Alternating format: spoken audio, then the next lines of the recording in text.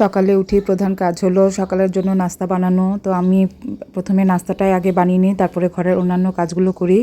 তো এখানে আমি রুটিটা আগে বানিয়ে নিচ্ছি, বানিয়ে নিয়ে তারপরে রুটিটাকে খোলা দেই। আমি সবসময় রুটি যখন খোলা দেই তখন জালটাকে একটু বাড়িয়ে দেই, বাড়িয়ে দিলে রুটিটা ফুলতে খুব সাহায্য করে। আর জোরে জোরে আমি প্রেস করি না, খুব আস্তে আস্তে রুটিটাকে ফুলাই। তো তাহলে রুটিটা সুন্দর হয়ে ফুলে।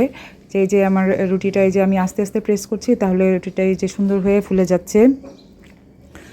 আর অন্যান্য কাজের সাথে সকালের নাস্তায় রুটিটা হলে আমার খুব ভালো লাগে। অন্য কোনো নাস্তা আমার কাছে ভালো লাগে না। যেমন অনেকে ভাত খায় বিভিন্ন তরকারি দিয়ে, কিন্তু এটা আমার কাছে কেন জানি ভালোই লাগে না।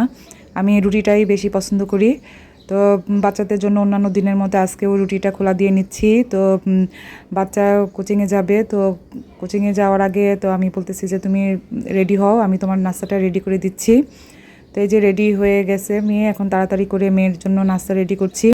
মেয়েকে বলছি তুমি সকালের নাস্তা কি দিয়ে করবে? তো মেয়ে বলছে যে আমি আর কিছু হলো ডিম দিয়ে নাস্তা করব না।